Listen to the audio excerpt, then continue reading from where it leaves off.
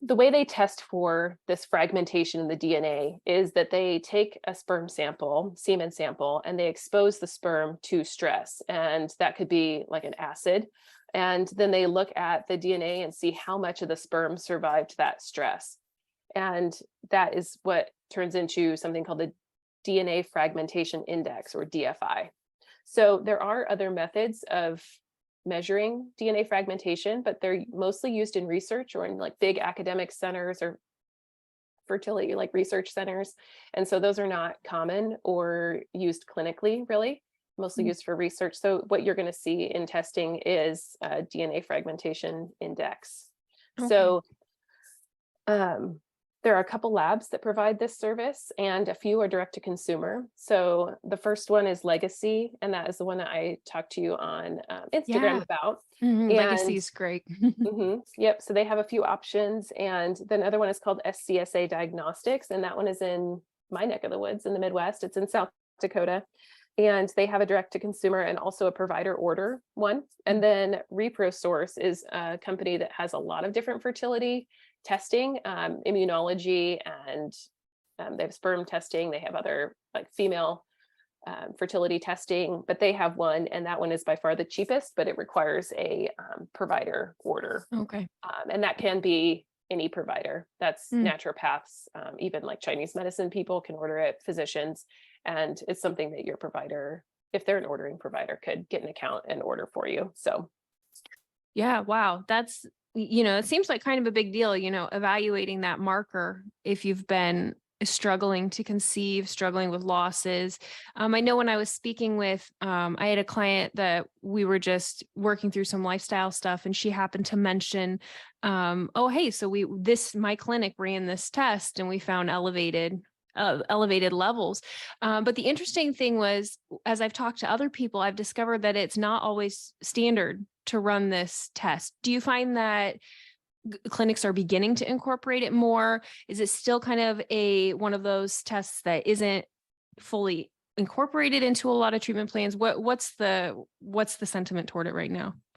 So I will say it's not routine. It's not Okay. something that is run automatically with a regular semen analysis.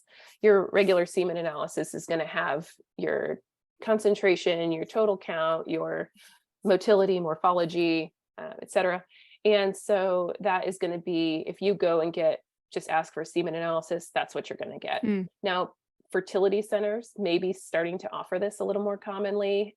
They might have their own labs that they use. So if they're connected with an academic center, then they might be doing this. This lab might be available to them in a bigger laboratory. But if you're going to a smaller clinic, they might be using these outside labs. But most of them are not offered in a typical setting. Mainly, I think, because it takes so long for new research and procedures to get implemented into practice. That's about 10 years usually is the average for something that's been shown in the research to be beneficial to actually get into typical practice. And so it might be a while. It's not a perfect test. So it's not going to say, if this is low, that's the reason we're having a delayed time to fertility. And so it's a tool, just like other lab tests that we use to identify areas for improvement. So I feel like this would be important for somebody who has a recurrent pregnancy loss, which is more than 2 losses.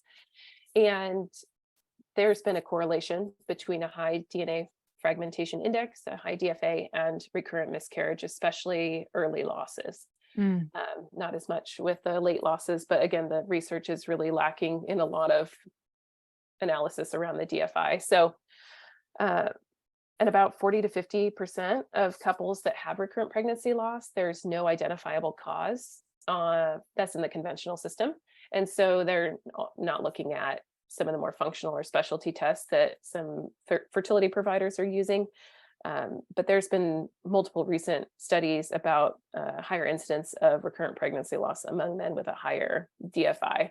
And that normal DFI is variable between labs, but they'll say between 30 to 50% is high and increased risk of infertility.